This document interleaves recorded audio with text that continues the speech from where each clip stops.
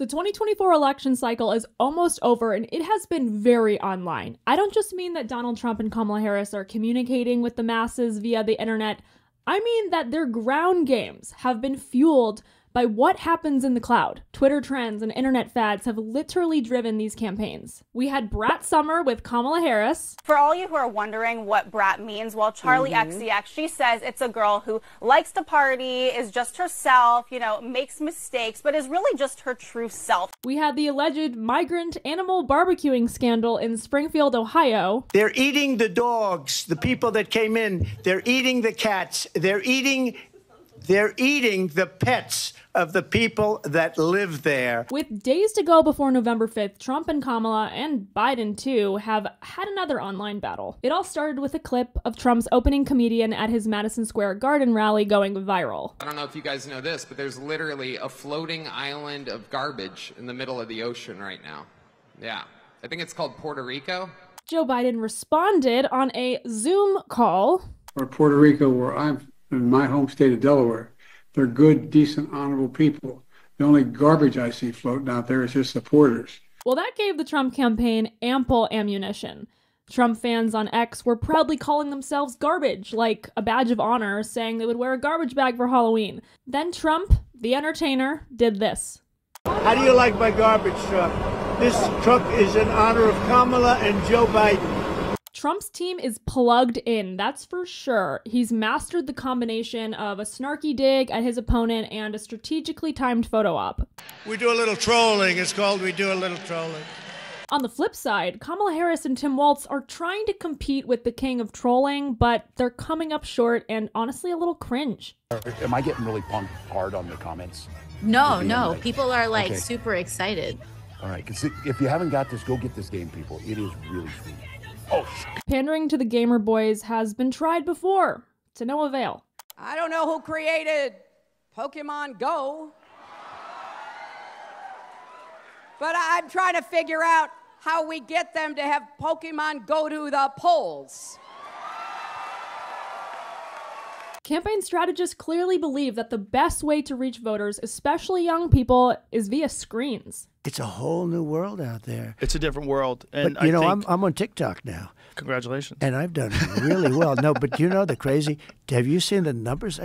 Billions of hits. It's crazy. I'm sure. We still have the traditional stuff, of course. Political ad spending broke records this election cycle, up 29% from 2020.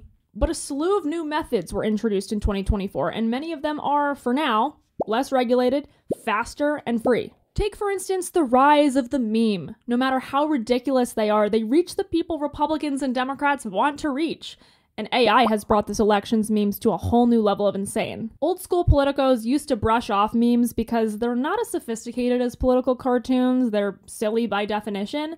But if a picture says 1,000 words, a meme says 10,000. The campaigns now are straddling this line of keeping the old methods because some people still read press releases and watch ads on TV, and embracing what's new and effective, even if all of this devalues the quality and seriousness of our politics. Sometimes campaigns make very online references that the average American who's not addicted to Twitter just doesn't get. Take Tim Walz's comments on the J.D. Vance couch hoax.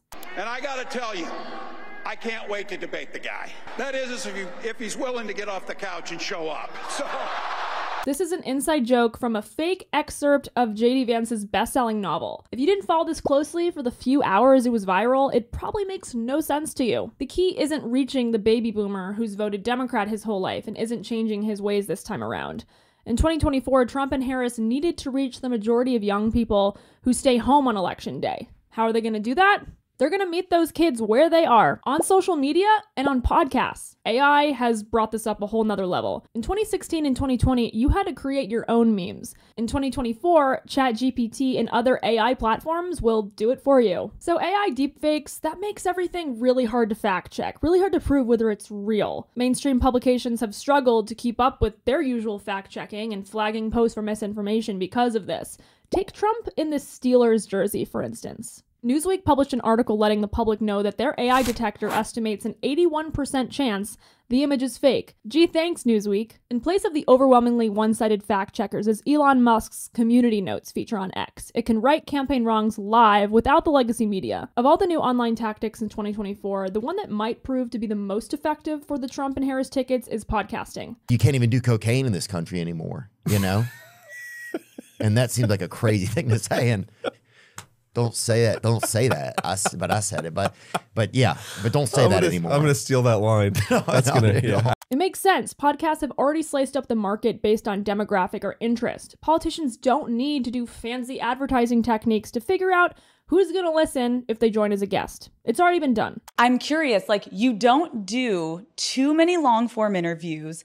What made you want to do Call Her Daddy today? Well, I think you and your listeners have really got this thing right, which is one of the best ways to communicate with people is to be real. Unlike putting out a highly edited voiced-over campaign ad, joining a long-form, casual interview humanizes the candidate. At least it has for Trump.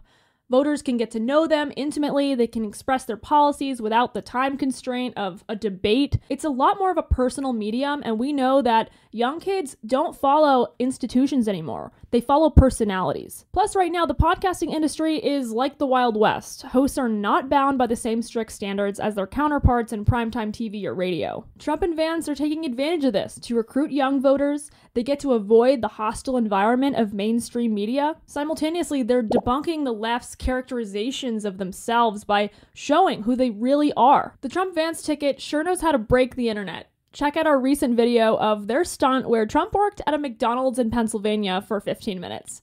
And if you like what we do here at National Review, don't forget to like, comment, and subscribe.